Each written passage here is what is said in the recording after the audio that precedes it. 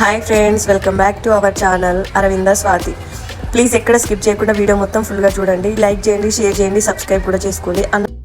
అన్నట్టు చాలామంది అమ్మ వాళ్ళ ఇంటికి వెళ్తే ఖాళీ చేతులతో వెళ్తారు కదా, అంటే బట్టలు మాత్రమే తీసుకెళ్తారు. కానీ అమ్మ వాళ్ళు మాత్రం మన కోసం ఏదో ఒకటి పంపిస్తూనే ఉంటారు కదా.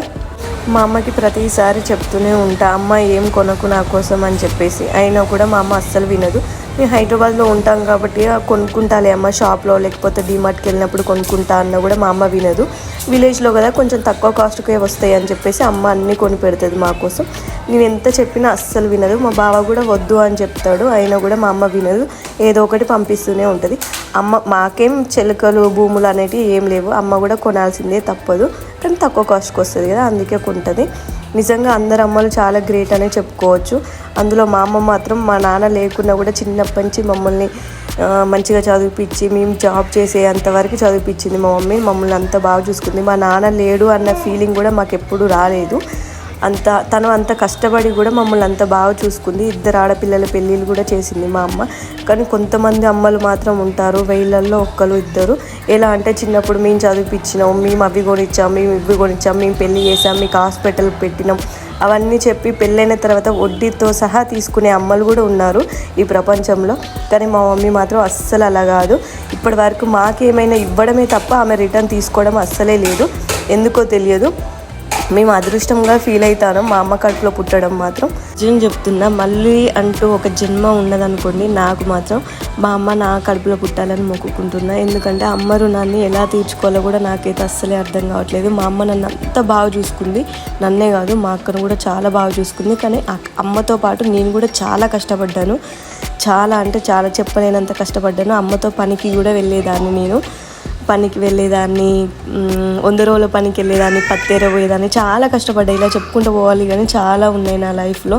ఇప్పటికీ కష్టం ఉంటూనే ఉంది నా లైఫ్లో మాత్రం. అస్సలు కష్టం లేకుండా అంటూ ఏమీ లేదు, చాలా కష్టపడ్డా. ఇప్పుడైతే అమ్మ నా కోసం ఏం పంపిందో అన్నీ మీరు చూసేయండి. మా మమ్మీ నా కోసం శారీ కూడా పంపింది.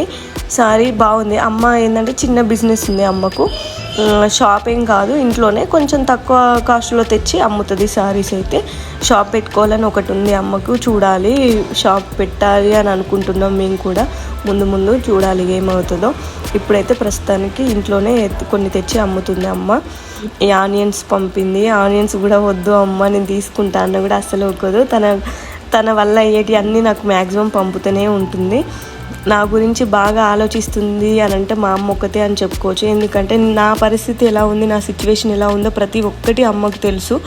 అందుకోసమని ఇప్పుడు నేను ఫోన్ చేయగానే నా కోసం ఏమైనా చేస్తుంది అంటే అది మా అమ్మ, మా అక్క అనే చెప్పుకోవచ్చు. నిజంగా చాలా ప్రిఫరెన్స్ ఇస్తాను అని అనుకున్నది మాత్రం నేను మా అమ్మకు, మా అక్కకు మాత్రమే చాలా ఎక్కువ ప్రిఫరెన్స్ ఇస్తాను. ఎందుకంటే ప్రతి దాంట్లో తోడుండేది వాళ్ళు మాత్రమే నాకు.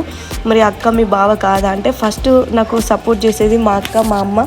నేనైతే సపరేట్గా బావ గురించి చెప్పాల్సిన అవసరం అయితే లేదు కదా. ఎందుకంటే బావ నిర్ణయం లేకుండా నేనైతే యూట్యూబ్ ఛానల్ పెట్టుకోలేను కదా.